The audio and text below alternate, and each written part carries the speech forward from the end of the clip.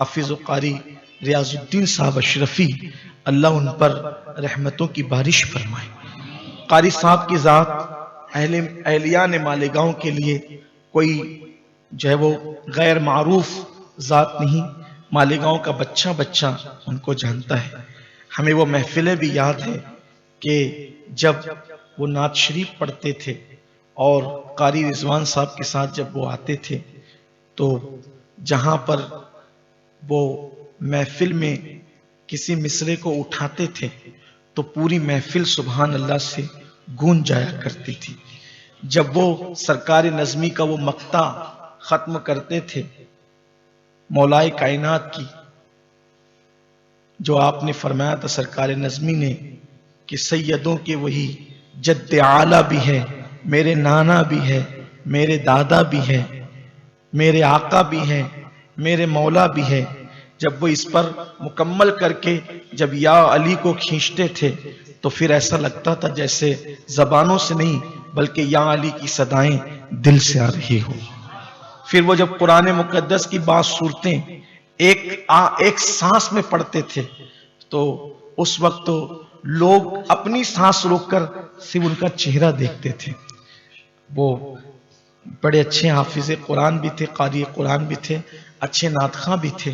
بڑی اچھی آواز کے مالک تھے۔ سب سے بڑی بات یہ وہ بہت مخلص تھے،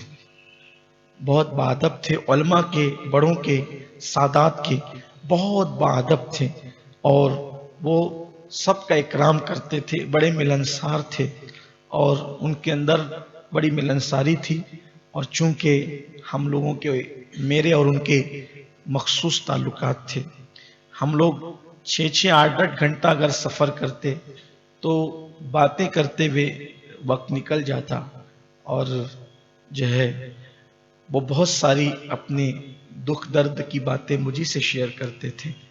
اور وہ گفتگو کرتے تھے بڑی محبت کے ساتھ، بہت پیار بھی کرتے تھے، لیکن اب وہ یاد آتے ہیں۔ مجھے اچھی طرح یاد ہے جب وہ اس مرتبہ UK جا رہے تھے تو انہوں نے ویزا کے لیے اپلائی کیا تو کئی مرتبہ مجھ سے کہا کہ آپ دعا کریں کہ ہو جائے، میں جانا چاہتا ہوں۔ تو میں نے ان سے کہا کہ کیا آپ ہمیشہ وہیں رہ جائیں گے؟ نہیں، میں وہاں کیسے رہ سکتا ہوں ہمیشہ، میں واپس آؤں گا اور آ کے پھر واپس جاؤں گا۔ اور حضور مفکر اسلام کی مسجد میں جو وہ ان کی خواہش تھی کہ غالباً وہاں جو حضرت کے خادم تھے ذوالفقار بھائی وہ بھی ان دنوں وہاں نہیں تھے، امام صاحب بھی شاید نہیں تھے، تو قاری صاحب نے کہا کہ ذوالفقار بھائی جو حضرت کے حضور مفکر اسلام کے بڑے باوفا خادم ہیں اور ہمارے اچھے بھائی ہیں، مجھ سے بھی بڑی محبت ہے ان کو، میں بھی ان سے بڑی محبت کرتا ہوں، وہ شاید ان کے وطن گئے تھے۔ قاری صاحب حضور قبلہ امیر محترم کے حکموں پر یہ تھا کہ وہ جائیں، حضرت کی خدمت میں رہیں، حضرت سے استفادہ کریں وغیرہ وغیرہ بہت سے معاملات تھے۔ پھر اس کے بعد جو ہے وہ جب ان کو ان کا ویزا لگا وہ اتنے خوش تھے کہ انہوں نے مجھے کوئی میسج کرنے کی بجائے ڈائریکٹ اپنے وہ پاسپورٹ کی ویزا کی کاپی بھیجی کہ میرا ویزا ہو گیا یہ کہیں کہ۔ بہرحال پھر اور وہ جو وہ یہاں سے جب نکلنے لگے تو آخری میں وہ جب فلائٹ میں تھے تو انہوں نے مجھے میسج کیا کہ میں فلائٹ میں بیٹھ گیا ہوں باپو، اور بڑا مخصوص انداز تھا ان کا، اور آپ دعا کریں۔ اور پھر وہ اس وقت اتفاق سے میں بہرائچ شریف میں تھا جب میری ان کی یہ آخری گفتگو تھی اس اعتبار سے فون پر۔ پھر 2 دن پہلے انہوں نے مجھے ایک میسج کیا کہ مجھے آپ کی تاریخ راجستھان کے کسی علاقے میں چاہیے، تو میں نے کہا آپ حضرت سے گفتگو کر لیں، اجازت لے کے مجھے بتائیں تاکہ میں پھر آپ کو بتاؤں، اور میں نے کہا کہ وہی پروگرام کے لیے شرط یہ ہوگی آپ اس میں مجھے چاہیے تو میں تاریخ دوں گا ورنہ نہیں۔ تو انہوں نے حضرت سے بات کی، اجازت لی، اور میرے خیال سے پرسوں کے دن ان کا آخری میسج مجھے آیا کہ حضرت نے اجازت دے دی، اب آپ بھی تاریخ دے دیں، میں 15-16 فروری یا 15-20 فروری تک ہندوستان واپس لوٹ جاؤں گا، اس کے بعد کہ آپ مجھے کوئی تاریخ دے دیں۔ اور مگر میں مالیگاؤں آنے کی وجہ سے مصروف رہا تو میں پرسوں کا ان کا میسج نہیں دیکھ سکا۔ کل جب ان کے انتقال کی خبر تھی تو میں نے پھر ان کا میسج دیکھا تو مجھے صدمہ اس بات پر ہوا کہ میں ان کے میسج کا، آخری میسج کا جواب نہیں دے سکا، اور وجہ بھی یہ تھی کہ دیتا بھی کیسے، شاید مجھے اس کی توفیق ہی نہ تھی، کیونکہ جس شرط پر تاریخ کا تقرر ہونا تھا وہ شرط تو ختم ہونے والی تھی۔ بہرحال ہر ایک کو اس دنیا سے جانا ہے۔ قاری صاحب گئے، اللہ کی رحمتوں میں پہنچ گئے۔ بڑی بات یہ ہے کہ ان کو اللہ نے شہادت کی موت عطا فرمائی۔ جو حادثے میں مرے، مسافرت میں مرے، اللہ تعالیٰ اس کو شہادت کا درجہ عطا کرتا ہے۔ اور بڑی بات یہ ہے کہ وہ سفر بھی جو ان کا تھا وہ نعت رسول مقبول سنانے کا سفر تھا۔ وہ نعت شریف ہی پڑھنے گئے تھے اور اسی سے وہ واپس آ رہے تھے اور حادثہ ہوا، ان کی شہادت ہو گئی۔ موت اس کا جس کا زمانہ کرے افسوس۔ لوگ افسوس کر رہے ہیں، ہر آنکھ رو رہی ہے۔ جب بھی کوئی ذکر کرتا ہے کوئی واقعہ یاد آ جاتا ہے۔ کبھی ان کی وہ دیوار شکن قہقہ والی ہنسی یاد آ جاتی ہے، کبھی ہنس ہنس کر کے آنکھ میں آنسو لے آنا یاد آتا ہے۔ کبھی مجھے اچھی طرح یاد ہے کہ 2-3 سال قبل مجھ پر کچھ ایسے حالات تھے کہ اکثر سفر میں میں خاموش رہتا تھا، تو وہ مجھے چٹکلے سنا کر کے ہنسانے کی کوشش کرتے تھے، اور سفر میں ان دنوں جب کچھ ایسے ٹینشن دل و دماغ پر چھائے رہتے تھے وہ بہت ہنسانے کی کوشش کرتے تھے، اور ان کے ساتھ سفر پتہ بھی نہیں چلتا تھا۔ میں نے دیکھا کہ عام طور پہ ہم لوگ جلدی ہمت نہیں کرتے ہیں قبلہ حضور امیر سنی دعوت اسلامی سے ہنسنے ہنسانے کی بات کرنے کے لیے، نہ حضور مفکر اسلام سے، مگر قاری صاحب اتنے کلوز تھے اس اعتبار سے ان دونوں حضرات کے کہ وہ کچھ ایسی باتیں ان دونوں کے سامنے بھی کرتے تھے کہ یہ حضرات بھی بہت اچھے سے ہنس لیا کرتے تھے، اور اکثر و بیشتر ان کی موجودگی میں محفلیں جو ہے وہ بہت خوشگوار رہتی تھی، اور وہ لوگوں کو کبھی نعت سنا کر ہنساتے بھی تھے اور کبھی رلاتے بھی تھے۔ اور ان کی ایک خاص بات یہ تھی کہ وہ چھوٹوں سے بڑوں سے، امیر سے غریب سے، جس سے بھی ملتے تھے کبھی فرق نہیں کرتے تھے کہ یہ چھوٹا ہے، یہ بڑا ہے، یہ امیر ہے، یہ غریب ہے، اور کم و بیش ان کے سب سے رابطے اچھے تھے۔ وہ جہاں جاتے تھے پھر لوگ ان سے جب وہ کنیکٹ ہو جاتے تھے اور دل سے فدا ہو جاتے تھے، ان کے شیدائی ہو جاتے تھے۔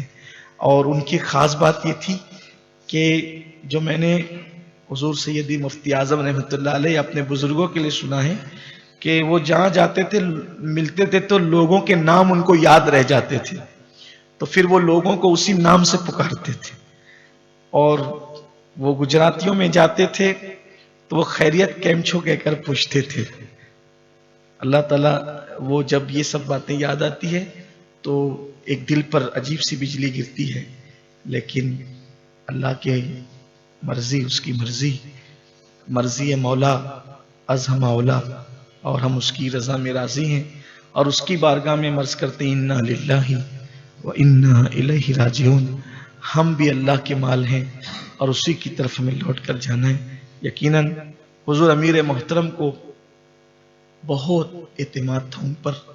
اور وہ بہت وفادار بھی تھے۔ یوں بھی راجستھان کی سرزمین میں اللہ نے وفا رکھی ہے، غریب نواز کی زمین ہے، بہت وفادار تھے، بہت اچھے انسان تھے، اور جو ہے کیا چھوڑے کیا بیان کریں، ہر بات بیان بھی نہیں کی جا سکتی، لیکن ہم سب مل کر دعا کریں اللہ ان کی قبر کو بقعہ نور بنائے، اللہ تعالیٰ ان کو کروٹ کروٹ جنت کی بہاریں عطا کریں۔ قاری صاحب اللہ کی راہ میں جا کر شہادت کی موت پا کر وہ تو کامیاب ہو چکے ہیں، لیکن ان کی ایک 6 سال کی بچی ہے عفیفہ فاطمہ، اور ان کا 1.5 سال یا 18 مہینے کا بچہ ہے حسنین۔ جب مجھے ان 2 بچوں کا خیال آتا ہے تو بہت احساس ہوتا ہے کہ جب ہم لوگ دونوں سفر میں ہوتے تھے تو میں میرے بچوں سے 24 گھنٹے میں ایک بار بات کرتا ہوں، سفر میں ہوتا ہوں، یا کبھی کبھی وہ بھی نہیں، مصروفیت کی وجہ سے میں چھوڑ دیتا ہوں، لیکن میں ان کو دیکھتا تھا کہ وہ عفیفہ سے اور حسنین سے ہر 2-3 گھنٹے کے بعد ویڈیو کال پہ گفتگو کرتے تھے۔ میں سوچتا ہوں کہ اب ان بچوں کا کیا؟ اس لیے کہ اسٹیج والوں کو ایک نعت کا کوئی پھر مل جائے گا، محفلوں کو گرمانے والا کسی کو تالیہ قرآن پھر مل جائے گا، لیکن شاید عفیفہ اور حسنین پتہ نہیں کب تک انتظار کرتے رہیں گے کہ برطانیہ کو ان کا گیا ہوا باپ کب واپس آتا۔ اس کی وجہ یہ ہے کہ جن کو شعور ہے وہ اہل شعور تو جانتے ہیں کہ وہ واپس کبھی نہیں آئے گا، لیکن ان کی ماں ان کو یہ کب یقین دلائے گی کہ تمہارا باپ اب کبھی واپس نہیں آئے گا؟ شاید انہوں نے صحابہ کرام کی اس سنت پر عمل کر لیا کہ اللہ کی راہ میں ایک بار گھر سے نکلے اور اب دوبارہ وہ لوٹ کر کبھی نہیں آئے۔ انہوں نے اولیاء کی سنت پر عمل کیا کہ اولیاء اللہ بہت ساری زمینوں پر اپنے وطن سے گئے تھے اور اسی زمین کے ہو کے رہ گئے، پھر کبھی وطن کو وہ واپس نہیں لوٹے۔ میں دعا کرتا ہوں اور آپ سے بھی کہتا ہوں کہ آپ اب خاص گڑ گڑا کر دعا کرے کہ اللہ اس بچی عفیفہ اور بچے حسنین کو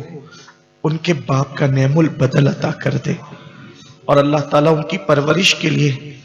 بہترین اسباب پیدا فرما دے، اور اللہ ان کے گھر والوں کو، ان کی بوڑھی ماں کو،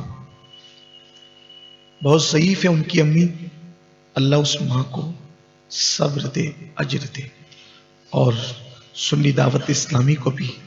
نعم البدل عطا فرمائے۔ السلام علیکم ورحمۃ اللہ وبرکاتہ۔